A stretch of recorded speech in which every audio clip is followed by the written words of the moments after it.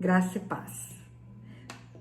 Primeiramente, eu quero cumprimentar a amada Igreja Presbiteriana Independente de Londrina. Parabéns pelo aniversário, parabéns pelo tempo que está estabelecida nessa cidade de Londrina como sal e luz.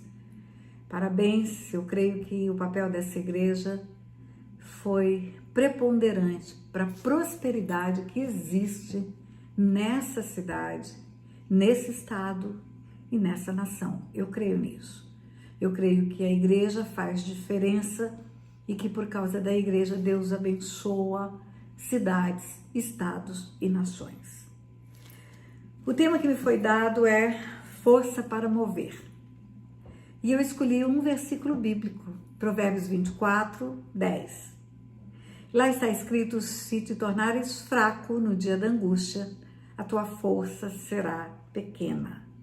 Se fores fraco no dia da angústia, a sua força será pequena.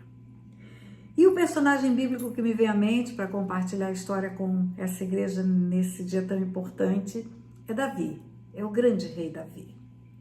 Davi ainda era um menino, estava na casa de seu pai, em Belém, quando Deus resolveu escolhê-lo como rei.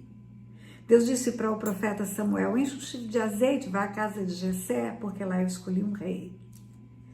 E o profeta faz, obedece ao Senhor, chega na casa de Jessé, Jessé fica muito feliz, vai celebrar, fazer sacrifícios. É o profeta Samuel quem chega, o profeta de valor, reconhecido por toda a nação de Israel, mas o profeta não conta que foi escolher um rei. O profeta diz que foi celebrar ao Senhor. E aí o filho de Jessé mais velho entra e o profeta quase que derrama o azeite na cabeça errada.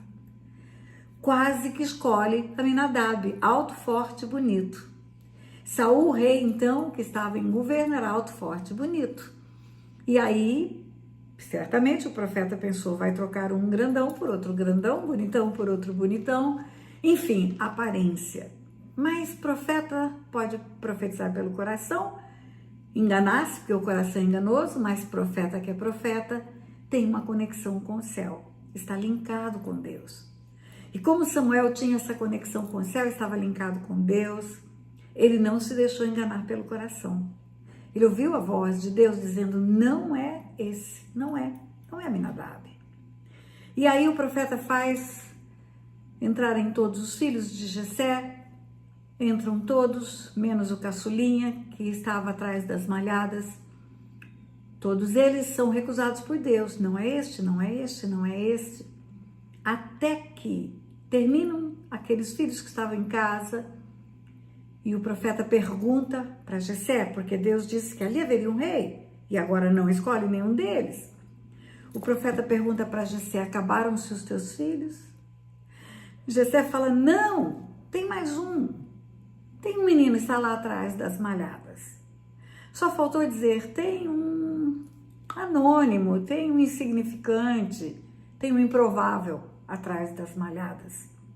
Mas naquele momento já havia um banquete sobre a mesa, porque Jessé preparou uma festa para receber o profeta. E aí vem o constrangimento, o profeta diz: não sentaremos à mesa sem que ele venha. Ninguém senta, ninguém come, não tem almoço, não tem banquete sem a chegada do menino. E aí Jessé não tem outra alternativa senão mandar buscar Davi, e Davi chega. Quando Davi entra, o profeta escuta a voz de Deus, dizendo ao seu coração: esse é ele, é esse. E aí o profeta derramou azeite na cabeça certa. Não foi um som de governo para que todo mundo soubesse, mas foi um som espiritual. O Espírito de Deus vem sobre Davi e certamente notifica no seu coração que ele estava sendo escolhido para governo, para reinar. Davi volta para trás das malhadas, tudo como antes. O profeta volta para Ramá, Davi volta para trás das malhadas, até que o rei Saul, que está completamente fora da presença de Deus, começa a ter perturbações espirituais. E o menino Davi, salmista, adorador, é conhecido pela sua maneira de ser, é chamado. Tem um menino, Jessé tem um filho e ele é um adorador. Quem sabe o rei sentir-se melhor se esse menino vier adorar. E o menino vai. E o menino vai aos aposentos do rei para adorar.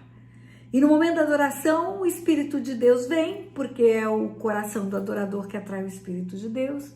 E naquela hora, o demônio que incomodava Saul afasta-se. Saul fica bem. O menino só era conhecido do profeta Samuel por aquele dia que esteve na casa do velho Jessé. Agora o menino é conhecido de todos os que moram na casa do rei. Os que estão no aposento do rei, os assessores do rei, todo mundo sabe que tem um menino que vem, que adora e que o rei fica bem quando esse menino adora. Mas o menino volta para trás das malhadas. Até que tem uma guerra em Israel, tem uma guerra contra os filisteus. E tem um gigante, o Golias. E esse gigante afronta o exército do Deus vivo dia e noite, 40 dias, 40 noites. O menino agora é enviado pelo pai como um garoto de recados para ir até o arraial de guerra, levar lanchinho para os irmãos e trazer para o pai notícia dos irmãos. E quando o menino chega no arraial de guerra, exatamente naquela hora o gigante está afrontando o exército de Israel. E o menino sente uma indignação santa. Quem é esse incircunciso filisteu que ousa afrontar o exército do Deus vivo? Com certeza, Deus olhou para aquele menino e disse, é esse. Deus já havia dito lá no dia que ele veio para a casa de Jessé, é esse. E agora Deus diz de novo, é esse menino que eu vou usar, é esse menino que vai acabar com essa bagunça. E é o menino que é usado por Deus, como afunda pedras e derruba o gigante. A guerra acaba, o menino agora é conhecido de todo Israel.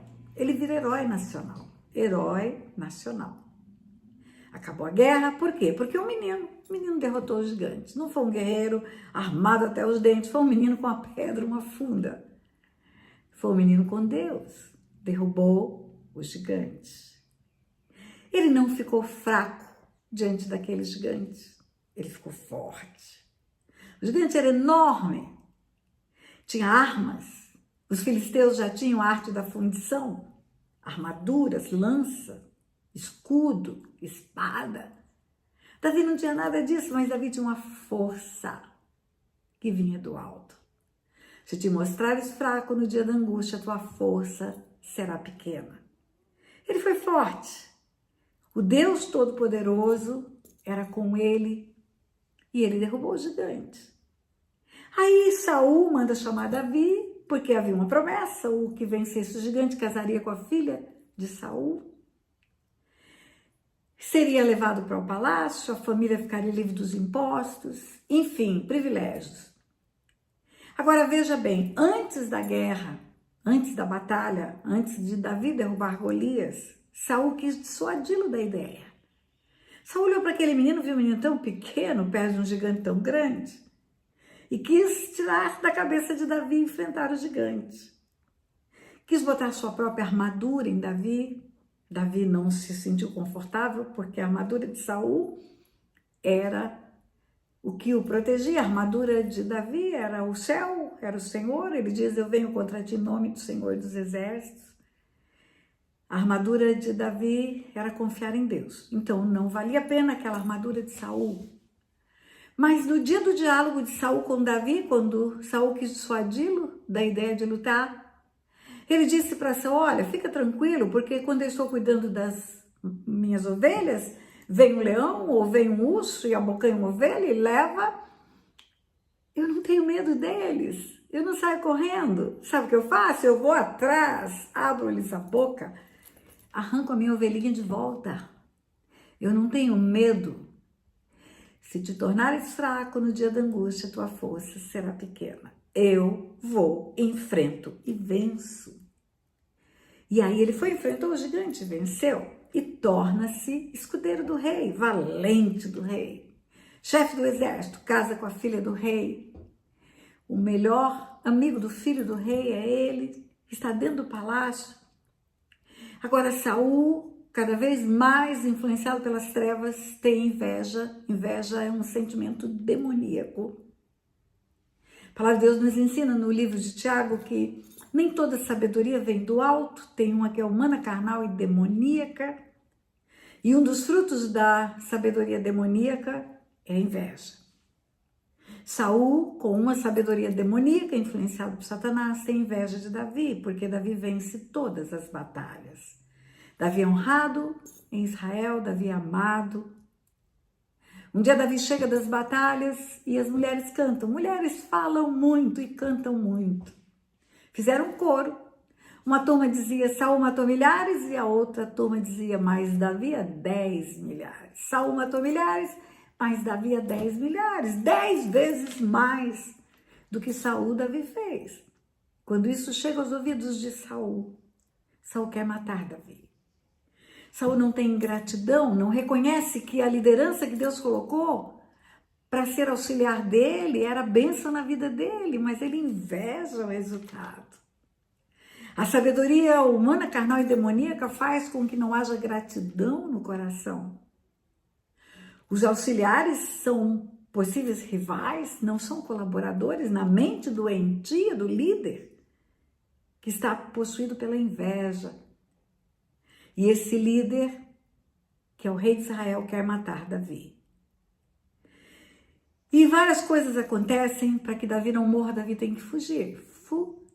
Davi foge. Davi passa pelo território vizinho, finge-se de doido, tem que babar, arranhar paredes, para não ser morto, para passar por louco e deixá-lo ir. O rei olha para ele e fala, mas tem tanto louco aqui, para que mais um? Deixa aí. Ele fingiu-se de doido para ser livre, para não ficar preso, porque o medo que ele tinha é de que aquele rei, vizinho do rei Saul, o aprisionasse e entregasse para Saul como presa, para ficar bem com o rei de Israel. Afinal de contas, o exército de Israel, poderoso, ganhando batalhas, Israel se tornou uma nação forte. Aí Davi foge até a caverna de Adulão. Chega num lugar chamado Caverna de Adulão. Lá haviam homens endividados e amargurados.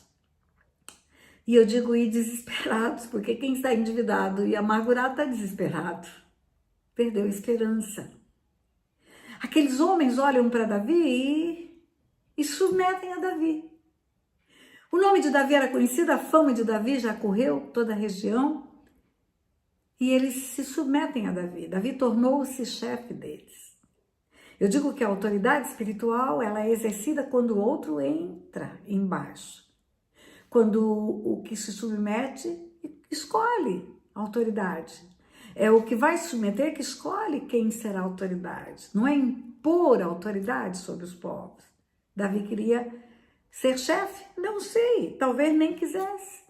Talvez ao chegar na caverna de Adulão, Davi estivesse tão triste, tão abatido, tão amargurado, mas tornou-se chefe daqueles homens. Tornou-se chefe daqueles homens e montou um exército de mercenários. Mercenários eram homens que guerreavam por dinheiro. Aqueles homens que agora estavam endividados começaram a ganhar despojos de guerra. Aqueles homens tornaram-se os valentes, um exército que andava com Davi. Davi não podia voltar para Israel, porque seria morto por Saul. E aí, Davi vai morar aonde? Davi vai morar em Ziclague. Davi leva os 400 homens da caverna de Adulão, mais uns 200 que se agregaram a ele. E esses 600 homens, juntos com Davi, vão morar em Ziclague. Ziclague é na terra dos filisteus. Davi agora guerreia em troca de despojos para sobreviver. Havia uma unção de rei sobre ele, mas ele agora é chefe de mercenários. É o tempo da prova, é o tempo da espera, é o tempo em que ele está sendo forjado e aperfeiçoado para chegar no lugar onde Deus o colocaria em definitivo. E aí acontecem muitas coisas acontecem. Mas o que eu quero compartilhar com você em resumo, porque eu só fiz um preâmbulo do que vou falar, é que Davi vai lutar uma guerra como mercenário. Davi vai acompanhar um rei, o rei Aquis, contratou uma batalha e foi com os seus valentes para a guerra. E quando chega no lugar da guerra, ele é reconhecido pelos filisteus. Os filisteus ficam apavorados. Esse cara é aquele que derrubou Golias. E agora ele está junto conosco, esse cara está fingindo que está conosco. Ele está fingindo, ele está se fazendo de zonzo para ganhar nossa confiança, para acabar conosco e ficar bem com Saul. É isso que eles pensam. É o que está escrito em 1 Samuel 29, versículo 5. Isso são os filisteus dizendo. Versículo 4. Porém os príncipes dos filisteus muito se indignaram contra ele e disseram: faz voltar esse homem, para que tome o lugar que lhe designaste e não desça conosco a batalha, para que se não faça nosso adversário no combate. Pois de que outro modo se reconciliaria com o seu senhor? Não seria porventura com as cabeças desses homens? Ou seja, Davi vai se reconciliar com Saul cortando a nossa cabeça. Davi cortou a cabeça de Golias, vai cortar a nossa também, para ficar bem com Saul. E não querem Davi na batalha. Davi precisava ir, porque Davi estava vivendo disso, ele e os 600 mercenários que estavam com ele. Ele quis argumentar. Versículo 6. Então aqui chamou Davi e lhe disse: tão certo como vive o Senhor, tu és reto. E me parece bem que tomes parte comigo nessa campanha, porque nenhum mal tenho achado em ti. Desde o dia em que passaste para mim até o dia de hoje, porém aos príncipes não agradas. O rei Aquis disse: olha, eu vejo que você é o cara certo, mas não tem jeito. Os reis não querem você aqui. Volta em paz. Versículo 8. Então Davi disse a Aquis: porém o que fiz eu? O que achaste no teu servo desde o dia que entrei para teu serviço até o dia de hoje? Para que eu não peleje contra os inimigos do meu Senhor? O que eu fiz de errado? O que o Senhor encontra em mim que me mostra infiel? Para o Senhor me mandar embora? Respondeu, porém, Aquis: bem sei que, na verdade, aos meus olhos, você é bom como um anjo de Deus. Olha o que o rei disse para Davi. Você é bom como um anjo de Deus. Porém, os príncipes dos filisteus disseram que não suba este à batalha. Levanta-te, pois, amanhã de madrugada com os teus servos que vieram contigo. E logo que houver luz, vai embora. Davi, então, de madrugada, versículo 11, se levantou ele e os seus homens para partirem e voltarem à terra dos filisteus. Não foi para a batalha. Ele e os seus liderados voltaram para a cidade de Ziclague. Sucedeu, pois, que chegando Davi e seus homens ao terceiro dia a Ziclague, já os amalequitas tinham dado com ímpeto. 3 dias eles caminharam para voltar. 3 dias de volta do lugar onde eles iriam batalhar, ganhar despojos, ter recursos para sobrevivência. Então, 3 dias para ir, 3 dias para voltar, são 6 dias. Quando os amalequitas tinham dado com ímpeto contra o sul e Ziclague, e esta ferido e queimado, destruíram a cidade. Os amalequitas foram até a cidade onde Davi morava e destruíram a cidade. Tinham levado cativas mulheres que lá se achavam, porém a ninguém mataram, nem pequenos nem grandes, tão somente levaram consigo no seu caminho. Todos foram levados. Tocou fogo na cidade, pegou tudo de bens que haviam, as esposas, os filhos, e levaram. Quando Davi volta, depois de 6 dias de ausência, 3 dias para ir, 3 dias para voltar, não encontra ninguém, todos foram levados cativos. E não encontra nada, todos os bens foram levados e a cidade foi queimada. Versículo 4, então Davi e o povo que se achava com ele ergueram a voz e choraram, até não terem forças mais para chorar. Versículo 6.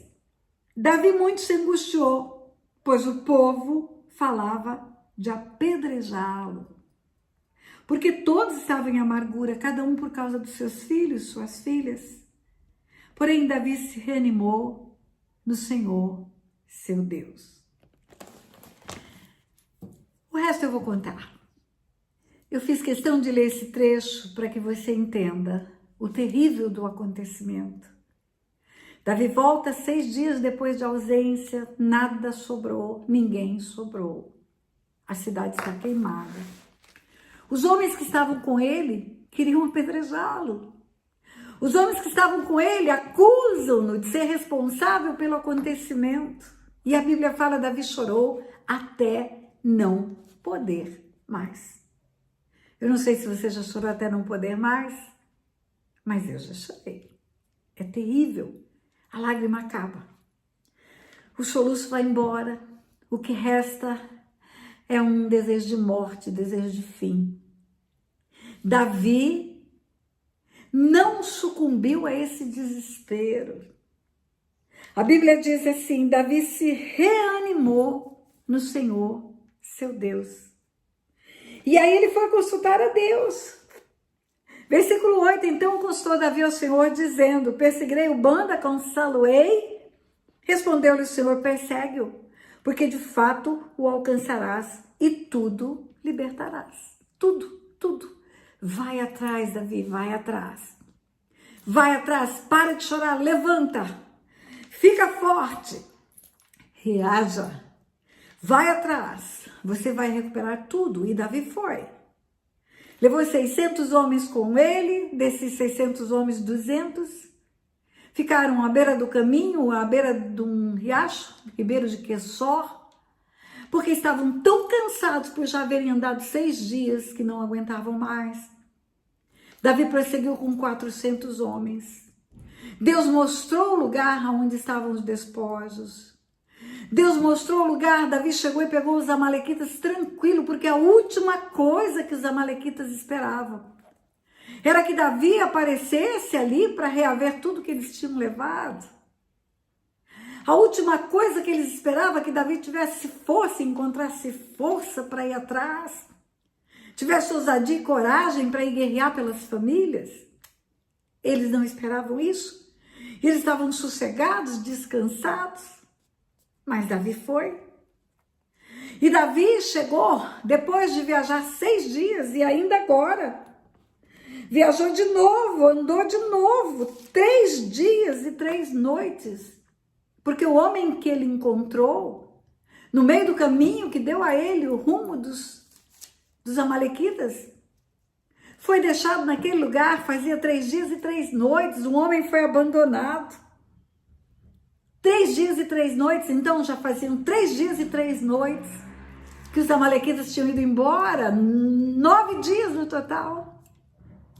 6 dias anteriores, mais 3 dias para chegar no lugar da batalha.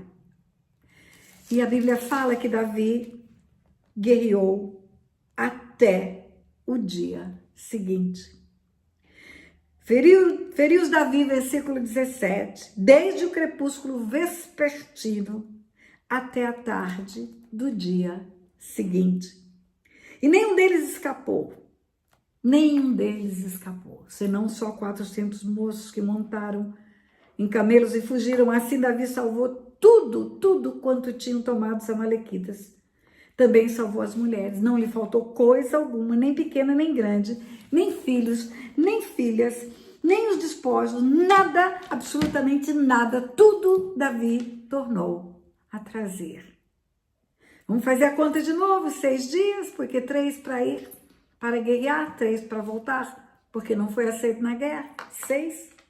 Mais 3 dias entre o encontro com o homem que deu o rumo dos amalequitas, até chegar aos amalequitas, 9. Mais um dia que ele guerreou. Desde o crepúsculo da tarde de um dia até o entardecer do dia seguinte, mais 24 horas de batalha. 10 dias. Onde que você acha que um homem encontra força para guerrear 10 dias? Para lutar 10 dias, para caminhar 10 dias? Enfrentar a oposição dos seus liderados, queriam apedrejá-lo. Davi tinha tudo contra ele, perdas, rebelião, mas ele tinha algo a favor dele. Ele tinha os céus, ele tinha o Senhor. É o mesmo Deus para quem ele fez o Salmo 34 no dia que ele chegou na caverna de Adulão? É o mesmo Deus. O dia que ele chegou na caverna de Adulão, ele escreveu o Salmo 34, é um salmo de fé, de confiança, de esperança. A força que Davi tinha não vinha do seu braço. A força que derrubou Golias não vinha da pedra. A força que derrubou o urso, que derrubou o leão, não vinha do braço. A força que venceu os amalequitas, ela vinha do alto. Ela vinha do alto. Se te tornares fraco no dia da angústia, tua força será pequena, força para mover-se, força para mudar acontecimentos, força para lutar, força. A Bíblia fala, a alegria do Senhor é a nossa força. Sabe o que isso me faz acreditar? Que Deus fica alegre quando Ele vê que somos fortes, fortes nele, força nele. A alegria do Senhor é a nossa força. A tristeza do Senhor é a nossa fraqueza, então, ao contrário senso. A alegria do Senhor é a nossa força. Quando nós nos fortalecemos no Senhor, quando nós não desanimamos, dizemos, não, eu vou, Deus irá comigo, vencerei a batalha. Se o Senhor estiver comigo, eu vou comer o inimigo como pão. E lembra daquele jovem dizendo isso? Eram 12 enviados para espiar. 10 voltaram desanimados. Só Josué e Caleb voltaram animados. E Josué, quando vê o povo desanimado, ele fala, eia, se o Senhor estiver conosco, nós vamos comer o inimigo como pão. Como pão. O que é comer como pão? Significa vai ser mole, vai ser fácil. Se o Senhor estiver conosco, as portas vão se abrir. Se o Senhor estiver conosco, a tempestade vai passar. Se o Senhor estiver conosco, nós vamos chegar no lugar onde Ele planejou para que chegássemos. Até porque o Senhor tem para nós planos mais excelentes do que nós podemos imaginar, pensamentos melhores do que nós podemos ter. Ele diz, eu é que sei os pensamentos que tenho a teu respeito. Davi, o mesmo Davi, no Salmo 139, ele fala, de modo assombrosamente maravilhoso me formaste, minha alma sabe muito bem, no teu livro foram escritos todos os meus dias. De modo assombrosamente maravilhoso eu fui formado. Deus é perfeito, Deus é poderoso, Deus é grande, Ele é o Senhor do mundo, do universo. Ele é o El Shaddai. Quando eu estou nas mãos de Deus, nada pode me abalar. O que habita no esconderijo do Altíssimo, nenhum mal sucede, praga nenhuma chega. Agora veja bem, a história de Davi é um exemplo de que não há um mar de rosas na vida da pessoa. Mesmo tendo uma promessa grandiosa, como ele teve de se tornar rei de Israel, não foi só amenidades que aconteceu na vida dele, não. Muitas lutas, muitas batalhas, muitas dificuldades, muita perseguição, muita inveja, muito ciúme, muita injustiça. Mas ele sabia quem ele era e sabia o Deus a quem ele servia. E a confiança que ele tinha nesse Deus fazia com que ele prosseguisse para o alvo. O Senhor não disse que nós não passaremos pela água nem pelo fogo. Não. Mas Ele garantiu que não nos afogaríamos e nem seríamos queimados. Com Deus, nós passaríamos por tudo isso. Venceríamos tudo. E seríamos, no final de tudo, vitoriosos. Tudo posso naquele que me fortalece.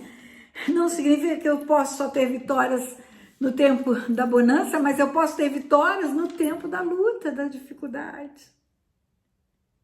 E esse tempo que nós estamos vivendo nesta nação brasileira, no mundo, tempo de pandemia, tempo de luta, tempo de dificuldade, tempo de enfermidade, tempo de medo, tempo de perdas, perdas de pessoas amadas, tempo de perdas financeiras. São tempos difíceis. Havia um barquinho, estava sobre as águas, os discípulos estavam lá e vem uma tempestade, e vem uma tempestade. E parecia que aquele barco ia sucumbir, ia afundar. E aí os discípulos acordam Jesus. Acordam Jesus descansando. No corpo humano também dormia, também descansava. E Jesus faz calar a tempestade.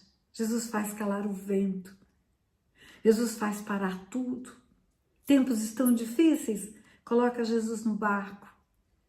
Tempos são complicados, chama Deus para estar com você.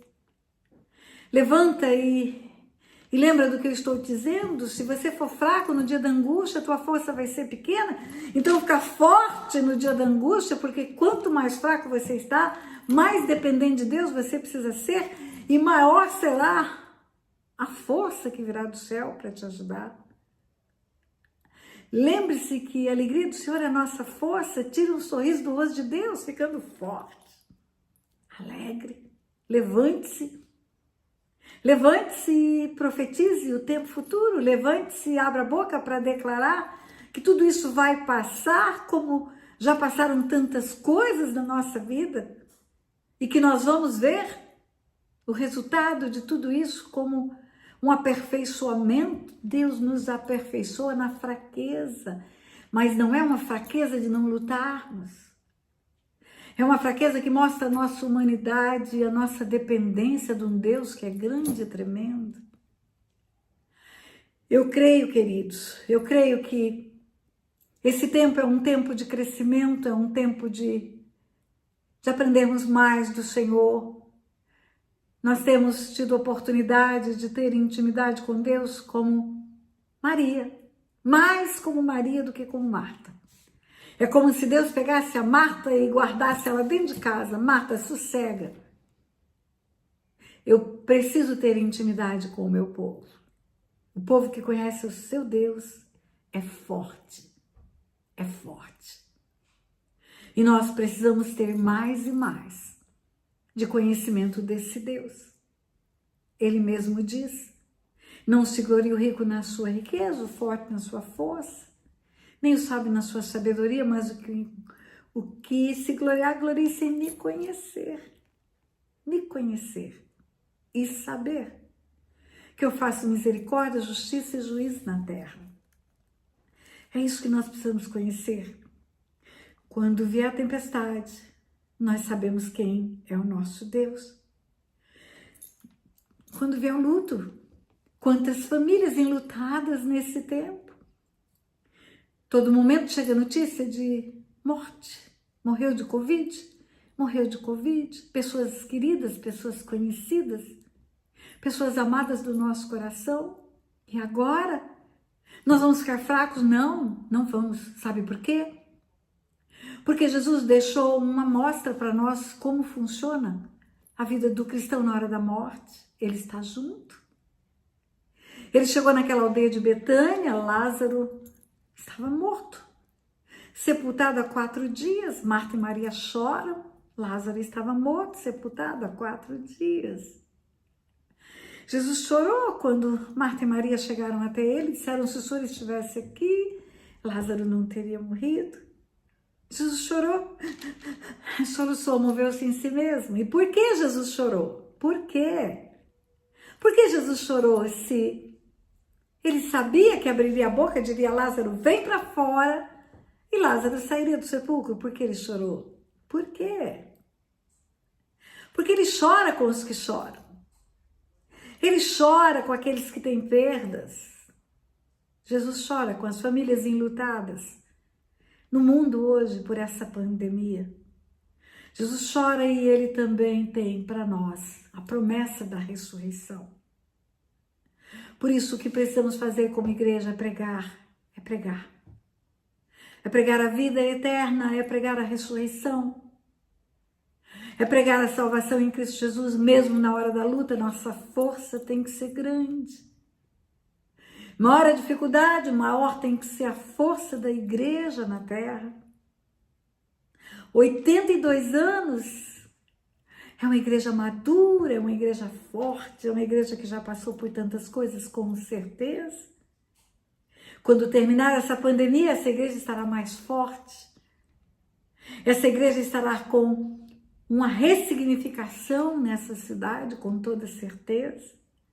Hoje é modernidade, dizer ressignificado, dar um novo significado, repensar o seu significado.